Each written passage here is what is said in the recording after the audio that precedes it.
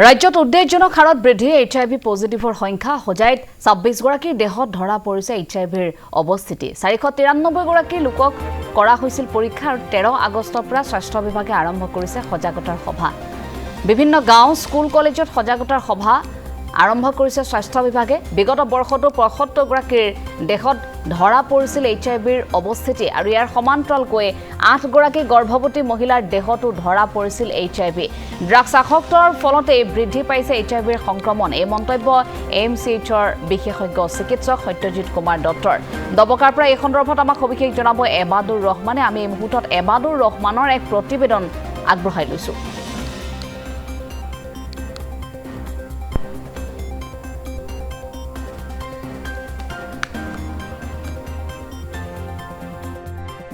ৰাজ্যত উদ্বেগজনকভাৱে বৃদ্ধি পাইছে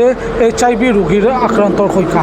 তাৰে সমান্তৰালকৈ ৰাজ্যৰ বিভিন্ন প্ৰান্তৰ সমান্তৰালকৈ হোজাই জিলাতো ইতিমধ্যে ব্যাপকভাৱে বৃদ্ধি পোৱা পৰিলক্ষিত হৈছে HIV ৰোগীৰ আক্ৰান্ত সংখ্যা আৰু ইতিমধ্যে হোজাই জিলাৰ যি ডবকাৰ SS মেডিকেল ক্লিনিক আছে আৰু এই ক্লিনিকত ইতিমধ্যে মানসিক ৰোগ বিশেষজ্ঞ শ্ৰী সত্য কুমাৰ দত্ত ডাঙৰীয়া এই কেন্দ্ৰখনতে তেওঁ আহি চিকিৎসা সেৱা প্ৰদান কৰিছে আৰু তেওঁ যি ডিব্ৰুগড় অসম মেডিকেল কলেজৰ পৰা আহি তেওঁ ইয়াতে প্ৰতি 15 দিনৰ মূৰে মূৰে ইয়াত আহি চিকিৎসা সেৱা আগবঢ়ায় আমি জানিবলৈ চেষ্টা কৰিম তেওঁৰ পৰা আচলতে এই যি ডবকাৰ বৰ্তমানৰ পৰিৱেশ কেনেকুৱা এই ধৰণৰ ৰোগী কিমান আছে চাই কি ক'ব দেখা গৈছে যে আপুনি প্ৰতি 15 দিনৰ মূৰে মূৰে ইয়াত আহি সেৱা আগবঢ়ায় কি পাইছে HIV ক্ষেত্ৰত HIV ক্ষেত্ৰত আমি প্ৰথমতে এইটোৱে ক'ব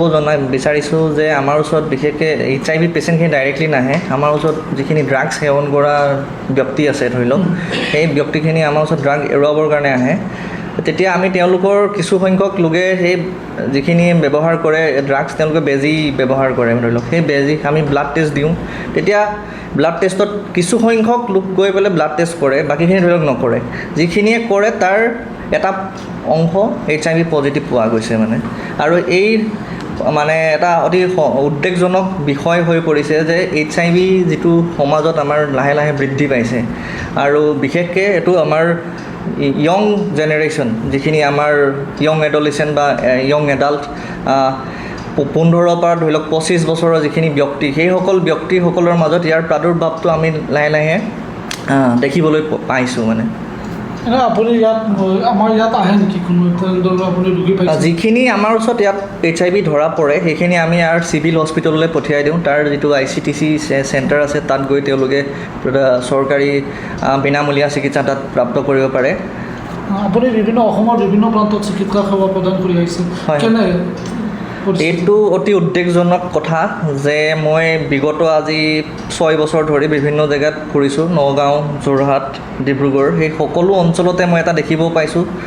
যে প্ৰত্যেকটো হেৰিয়াতে আপোনাৰ ড্ৰাগছৰ ব্যৱহাৰ কৰাৰ সংখ্যা লাহে লাহে বৃদ্ধি পাইছে ইয়াৰ আমাৰ যিখিনি যুৱ মানে ছাত্ৰ বা আছে যুৱকসকল আছে সেইসকল ড্ৰাগছৰ প্ৰতি আসক্ত তেওঁলোক হ'ব ধৰিছে অকল যুৱকসকলেই নহয় লাহে লাহে আমি যুৱতীসকলকো দেখিবলৈ পাইছোঁ যে ড্ৰাগছ ব্যৱহাৰৰ সংখ্যা লাহে লাহে বৃদ্ধি পাইছে আৰু তেওঁলোকৰ মাজতেই এই ৰোগৰ সংখ্যা যে HIV বা আৰু তেনেকুৱা মাৰাত্মক কিছুমান বেমাৰ আছে হেপাটাইটিছ C এই দুটা সংখ্যা ৰাজ্যত মানে দিনে দিনে বৃদ্ধি পাব লৈছে নিৰাময় কৰাৰ কিবা ব্যৱস্থা আছে নেকি যেতিয়া বেমাৰটো এবাৰ হৈ গৈছে তেতিয়া তাৰ চিকিৎসা ধৰি লওক HIVৰ কাৰণে হয়তো জীৱন জুৰি খাব লগা হয় হেপাটাইটিছ Cৰ কাৰণেও চৰকাৰী কিছুমান সুবিধা আছে চৰকাৰী হস্পিটেলবোৰত 3 মহীয়া কিছুমান তেওঁলোকে বিনামূলীয়া ঔষধ দিয়ে আৰু কিন্তু অকল চিকিৎসা কৰিলেই নহ'ব তেওঁলোকক সচেতন কৰোৱাটো আমাৰ চবচে ডাঙৰ কথা মানে কাৰণ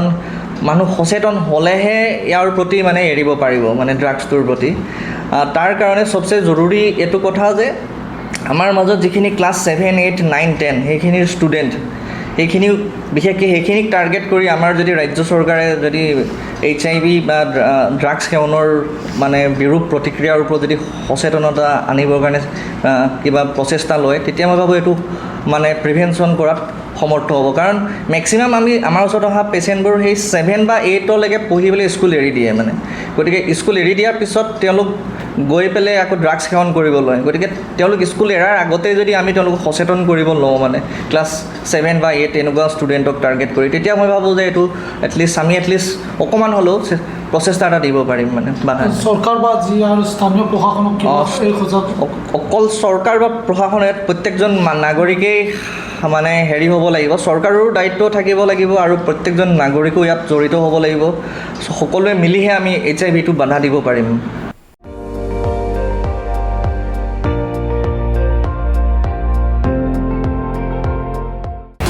আপুনি চাই আছে ND24, সৰ্বশ্ৰেষ্ঠ নহয় সৰ্বোত্তমৰ দৌৰত।